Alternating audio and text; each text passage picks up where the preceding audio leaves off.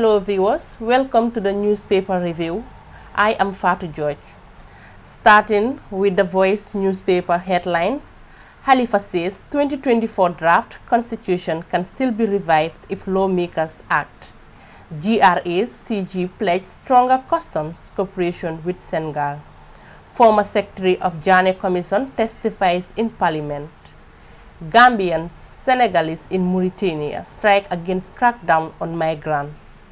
Supreme Court joins female lawyers as parties in pro-FGM lawsuit against state. Now the news in details. Halifa Sallah, leader of the opposition People's Democratic Organization for Independence and Socialism, PDOIS, has argued that the 2024 draft constitution is not entirely dead and could still be revived if National Assembly members take deliberate action to rescind their earlier rejection.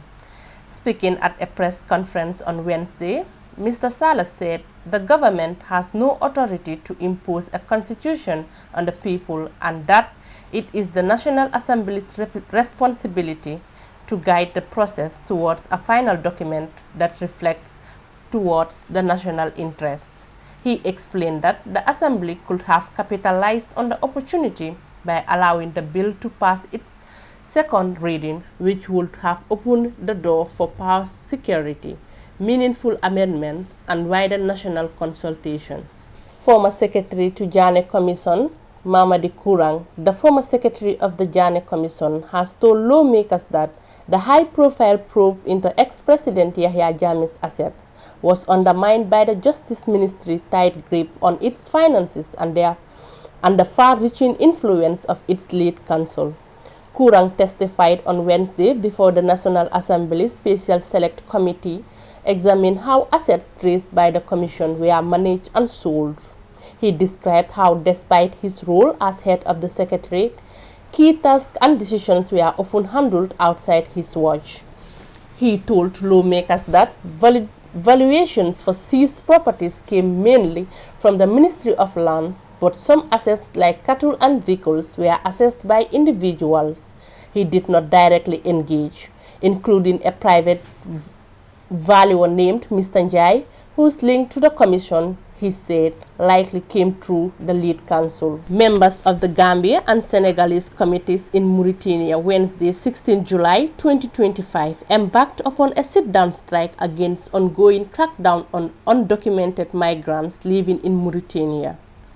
The development comes on the heel of the Mauritanian authorities' reversal of requirements for obtaining residential permits, a situation that observers said has put many migrants without passports in danger. I can confirm that both the Gambia and Senegalese communities in Mauritania have embarked on sit-down strike in reaction to the ongoing arrests and detentions of undocumented migrants and those without residential permit.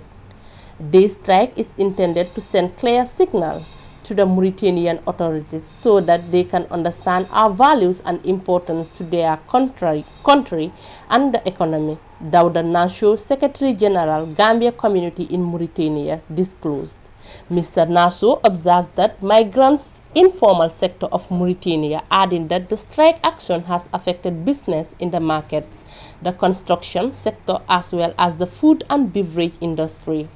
He continued to justify the strike actions as Mauritanian authorities continuous crackdown on undocumented migrants who were being subjected to arrest and detention. National Human Rights Council Commission has called on government to engage meaningfully with families of those killed and kidney injury from imported contaminated Indian medicine. The tragedy claimed the lives of at least 70 Gambian children, with the families of the victims continuing their search for justice and compensation.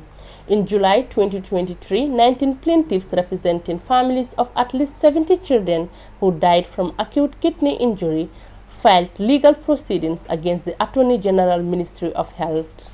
Despite the gravity of the situation, the process towards an out-of-court settlement has settled with no agreement reached to date.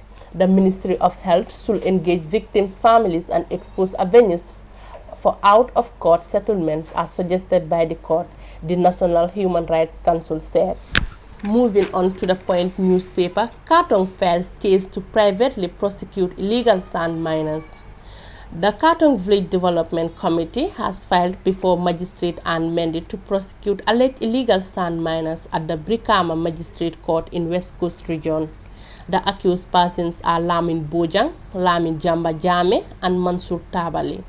Senior Counsel Lamin Mboj issued the private prosecution against the accused persons on behalf of the Katong VDC, while Counsel Y. Balde represented the accused persons. However, the defense counsel Y. Balde filed an application for the court to strike out the case for non-compliance.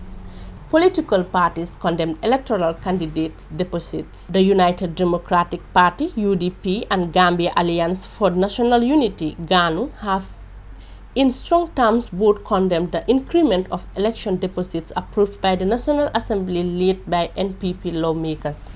While UDP condemns it as anti-democratic election deposit hikes, Kanuk described it as an unaccepted act which must be condemned by every Gambian, including civil societies, political parties, and independent candidates. The presidential candidate's deposit is now increased from $10,000 to $1 million. National Assembly candidates' deposit increased from $5,000 to $15,000. Mayors or chairpersons' deposit increased to $10,000, while councillors increased from $3,000 to $10,000. The United Democratic Party strongly condemns the draconian increase in election deposits approved by NPP-controlled National Assembly, a move designed to crush opposition participation and cement precedent. This is what we have for you in our today's newspaper review. Do join us tomorrow and don't forget to subscribe, like, and share. I remain your host, Fatou George.